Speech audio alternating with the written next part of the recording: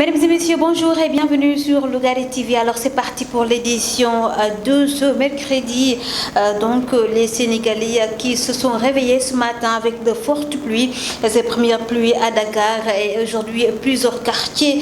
sous les eaux à Dakar, tout comme dans la banlieue. Beaucoup d'activités en tout cas sont bloquées ce mercredi matin avec ces fortes pluies. Déjà les inondations bien sûr dans la banlieue à Guédiawaye, tout comme à Keur Massar en passant par Diamaguène, Sicap Mbao. Alors au quartier Aïnoumane de Guédiawaye, justement, les populations utilisent leurs moyens de fortune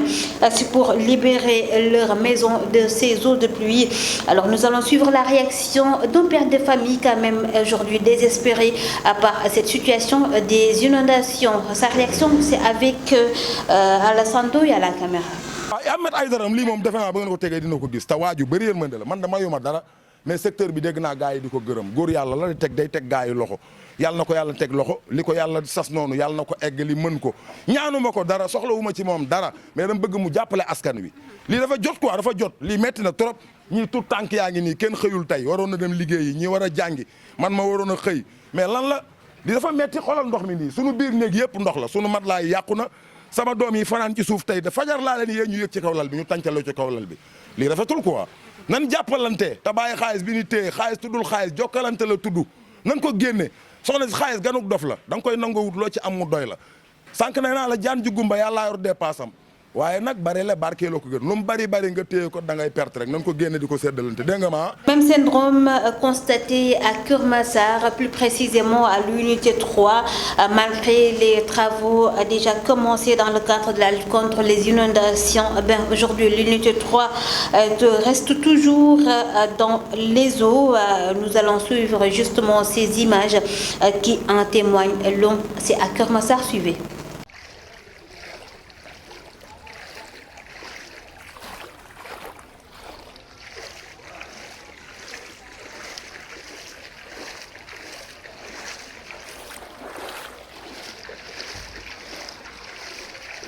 machine dañ koy yóbbu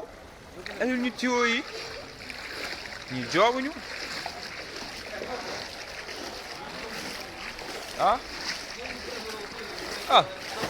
ñu branché wuñ dara ñii te canal baa ngi nii ma ne ko te canal baa ngi nii ñu defar naan day yóbbu inondation te yóbbuwul dara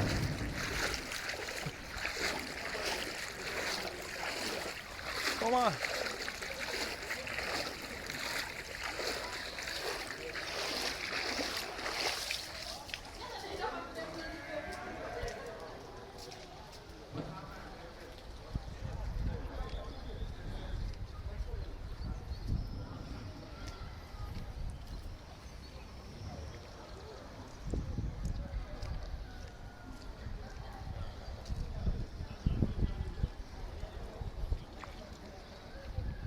te canal baa ngi nii xool leen unité bi lii gars yi dañoo liggéey lii regardez ndox baa ngi nii demul fenn bougé wul mètre unité baa ngi nii fees dell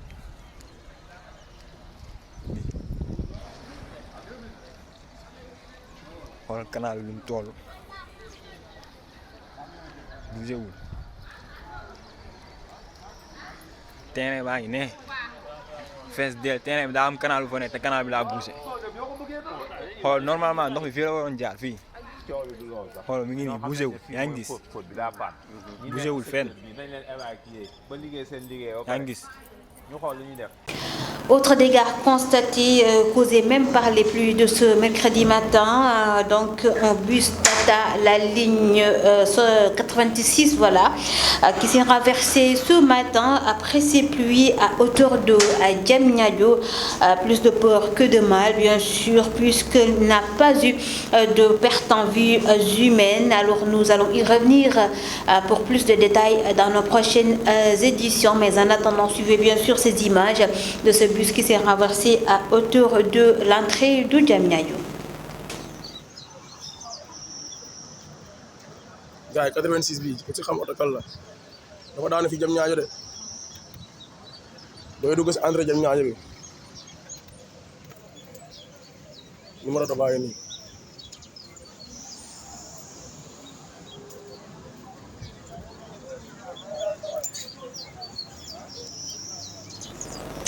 Et puis nous parlons bien sûr de cet éboulement de la chaussée aux environs du pont de l'Émergence, des images suite à ces premières pluies toujours tombées ce mercredi matin sur Dakar et dans la banlieue. Là également, vous allez constater ces images qui en témoignent bien sûr de cet éboulement constaté la chaussée aux environs du pont de l'Émergence. Après cela, nous parlons bien sûr de cet affaissement de la dalle d'un minaret. Cette fois-ci, c'est à Thiès qui a causé la mort de 2 personnes, l'imam et une jeune fille âgée de 6 ans seulement. Alors, imam Makhtar Ndiaye de la mosquée de Liberté 6 aujourd'hui interpelle les autorités sur ces mosquées en chantier inachevé et sur le danger qui pourrait guetter plusieurs musulmans qui fréquentent justement ces lieux de culte. Alors sur les entrepreneurs, il a également interpellé justement les entrepreneurs qui doivent respecter les normes de construction des mosquées. Alors la réaction d'Imam Makhtar Ndiaye, c'est au téléphone de Dame Ndiaye. L'effondrement de la dalle d'un minaret à Thiès et qui a fait hier 7 victimes dont 2 pertes en vies humaines est un accident très regrettable. Et nous prions pour le repos de l'âme des disparus et profitons de l'occasion pour présenter nos sincères condoléances à la famille éplorée. Et des genres de drames qui nous amènent à attirer l'attention des pouvoirs publics,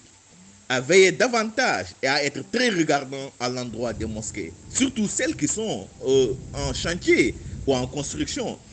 et qui continuent à être fréquentées quotidiennement par des centaines de fidèles. Aujourd'hui, il faut le dire, beaucoup de nos mosquées sont soit dans un état de vétusté très avancé, ou soit en chantier qui tarde à être achevé. Et malgré cet état, les fidèles continuent à les fréquenter, ce qui constitue un risque énorme et permanent. Et sur ce, nous interpellons les pouvoirs publics à procéder, s'il le faut, à des inspections de ces lieux de culte pour voir est-ce qu'ils sont aptes à recevoir des fidèles ou pas. Et surtout encore mettre en garde les entrepreneurs qui se chargent ou qui sont responsables de ces chantiers, afin qu'ils respectent, si vous voulez, à la lettre les normes de sécurité en matière de construction surtout. Sinon, de pareils accidents vont toujours se répéter dans ces lieux de culte, et qui sont, comme je l'ai dit tantôt, fréquentés quotidiennement par des centaines de fidèles, surtout en cette période de saison des pluies. Justement, préciser que la météo qui prévient également les populations sur de nouvelles pluies qui devront tomber à Dakar, ce sera pour ces jeudis et vendredis au niveau à Dakar et bien sûr dans les régions. Alors c'est des mots de la météo qui prévient bien sûr les populations sur de nouvelles pluies. Nous parlons présent toute autre chose dans cette information ici à Lougaré TV. Le volley, c'est une nouvelle drogue très en vogue, il faut le dire, chez les jeunes aujourd'hui, et qui circule à grande vitesse à Dakar et dans la banlieue, et qui est vendue sous forme de pilules, voilà, encore appelée sous ces codes de ballon, sous ou bien même trappe. C'est une drogue qui est vendue aujourd'hui à 10 000 francs la dose. Le psychiatre Omar Sambou Mamadou, lui, il alerte sur les dangers qu'encourent aujourd'hui ces jeunes, ces usagers en tout cas, de cette drogue appelée volley, qui installe, je rappelle, la débauche sexuelle sans limite chez cette jeunesse du Sénégal. Et selon le spécialiste, l'utilisation abusive de cette drogue peut bien causer, bien sûr, l'infarctus du myocarde, pouvant être mortel en passant par l'hyperexcitation. Parlons à présent de ce détournement d'objectifs dénoncé à Guédiawaye, la plateforme Taxawu-Tem Aar Sunu Gox qui dénonce une prédation foncière à Guédiawaye. En assemblée générale, les membres de cette structure ont alerté les autorités étatiques et pour eux, l'objectif du déclassement de cette partie foncière située au nord de Guédiawaye sur le littoral est en train d'être détourné sur une forme forte demande des populations de cette localité. Le président de la République, à travers l'arrêté numéro 2021 du 4 juin 2021, avait déclassifié bien sûr la bande de Filao. Alors depuis lors, aucun acte n'a été posé sur le n'en-croit le président même de cette plateforme. Il s'agit de Babacar Mbaye Ngaraf, lui qui alerte également les autorités à propos de ces promoteurs immobiliers et des agents proches même de l'État, en tout cas selon lui, qui viennent s'accaparer de ces terres situées à Guédiawaye Nord. Et là, un mot de sport avant de boucler cette édition. Bien sûr, on parlait des CAF Awards. Sadio Mané et Edouard Mendy dans le tiercé gagnant de 10. Alors, la liste est passée à 3, composant le trio final. Sadio Mané, Edouard Mendy et Mohamed Salah de l'Égypte. Alors, la liste a été rendue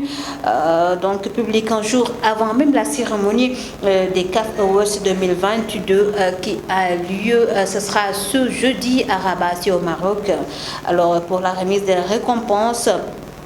avec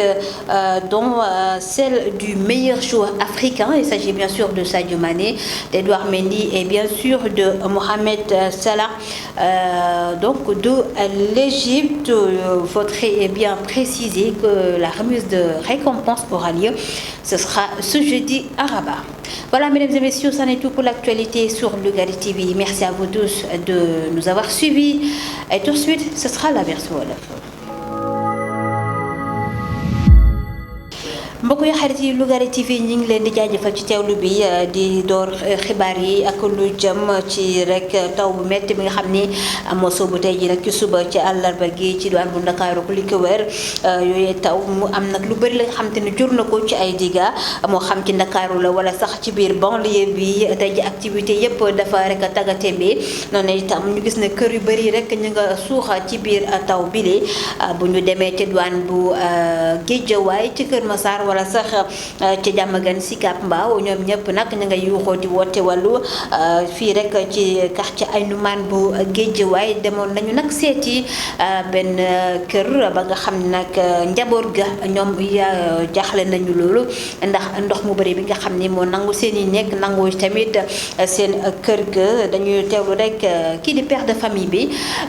jàqare ba nga xam ni def na ko ak tamit alerte bi nga xam ne ma ngi ko lancé ci autorité yi ñu teewlu ko ci caméra ba Alassane Doy la. met ay daram lii moom defe naa ba ngeen ko tegee dina ko gis te waaju bëri yërmande la man da mayuma dara mais secteur bi dégg naa gars yi di ko gërëm góor yàlla la teg day teg gars yi loxo yàlla na ko yàlla teg loxo li ko yàlla sas noonu yàlla na ko egg li mën ko ñaanuma ko dara soxlawuma ci moom dara mais dama bëgg mu jàppale askan wi lii dafa jot quoi dafa jot lii metti na trop ñii tout tànk yaa ngi nii kenn xëyul tey waroon na dem liggéeyi ñii war a jàngi man ma waroon a xëy mais lan la li dafa metti xoolal ndox mi nii sunu biir néeg yëpp ndox la sunu matelas yi yàqu na sama doom yi fanaan ci suuf tey de fajar laa leen yéen ñu yëg ci kaw lal bi ñu tàncaloo ci kaw lal bi lii rafetul quoi nan jàppalante te bàyyi xaalis bi ni téye xaalis tuddul xaalis jokkalante la tudd nan ko génne soxna si xaalis ganuk dof la da nga koy nangoo wut loo ci am mu doy la sànq ne naa la jaan ju gumba yàllaa yor dépasse am waaye nag bari la barkeeloo ko gën lu mu bari nga téye ko da ngay perte rek nan ko génne di ko séddalante dégg nga ma mi nga ginnaaw diwaan bu Guédiawaye lu ñu mel la ñu nemmeeku foofee ci diwaan bu Kër Massar maanaam mën mi ndox mi nangu na ay kër yu bari foofee ci rek taw bi nga xam ne moo wàdd tey ji ci diwaan bu Ndakaaru ci Kër Massar foofee nga xam ne sax door nañu fa ay travaux yu jëm nag ci xeex wàllu mën mi ci unité 3 bu Kër Massar askan wa ñoom leneen la ñu wax tey ji ba ñu yeewoo kenn amul foo jaar ndax te ndox mi nangu na mel yi dañuy teewlu rek yenn ci ay image yi nga xam te ni moom la ñu am foofee ci douane bu Kër Massar mi nga ñii mu ngi ni ñii joobuñu ñii ah machine dañ koy yóbbu andil ñu tuyau yi ñii joobuñu ah branché wuñ dara ñii te canal baa ngi nii ma ne ko te canal baa ngi nii ñu defar naan day yóbbu inondation te yóbbuwul dara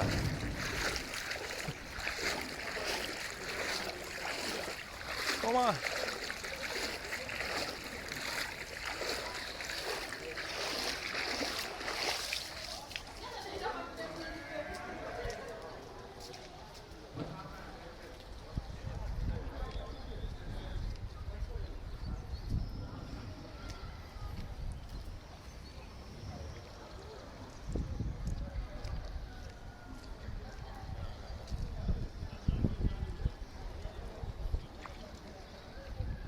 te canal baa ngi nii canal baa ngi nii xool leen unité bi lii gars yi dañoo liggéey lii regardez ndox baa ngi nii demul fenn bougé wul mètre unité baa ngi nii fees dell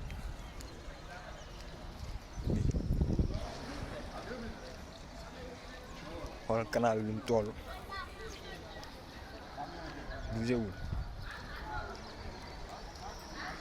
terrain baa ngi ne fees dell terrain bi daa am canal bu fa ne te canal bi daa bougé xool normalement ndox bi fii la waroon jaar fii xool mi ngi nii bougé wul yaa ngi gis bougé wul fenn yaa ngi gis. leneen li nga xam ni taw suba teel gi jur na ko fii ci diwaan bu Ndakaaru moo di ab bus Tata ligne 86 ba nga xam ni moo daanu foofu ci rek diwaan bu Diamniadio ci entrée bu Diamniadio tey jii nag mën nañoo wax ni sant nañu yàlla ndax taamul kenn ku ci ñàkk bakkanam bu ñu sukkandikoo ci ñenn ñi nga xam ni ñoo fa teewoon daañu ci ñëwaat sax gannaaw ba ñu xoolee image yi rek ci bus boobee nga xam ni moo daanu ci diwaan bu Diamniadio la ko waral nag gannaaw nag taw bu métti bi nga xam ni tamit wadd na foofee daañu ci ñëwaat ak yeneen di leeral ci suñu yeneen i jotaayu xibaar. leneen la nga xam ni tamit taw bi sooxe na ko tey jii ci àllarba gi ci suba moo di rek tali bi xotteeku foofee ca diwaan bu Patte d'Oie lu ko dalee ca pont de l'émergence mi ngoog yéen a ngi koy gis ci image yi moom tali boobee ñu gis na nag kenn mënu faa jaar sax ci noonu lañ ko bloqué ndax rek ragal mu jur ay jëy lépp nag ci taw bi nga xam ne metti na lool tey jii ci suba moo wadd fii ci diwaan bu Ndakaaru ak li ko wër ci wàllu taw boobee la ñuy desandi ba tey ndaxte am na leen la mu jur ca douane bu Thiès gannaaw ab dal bu jàkk bu nekk ci Thiès Nord mi ngoog moo daanu démb ca guddi wala sax démb la ñu wax ci douane bu Thiès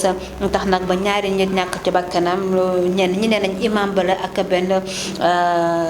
tout tànk bu toll ci juróom benn at jigéen la moom imam Makhtar Ndiaye nag gannaaw ba mu yëgee tiis wile ma ngi artu tey ji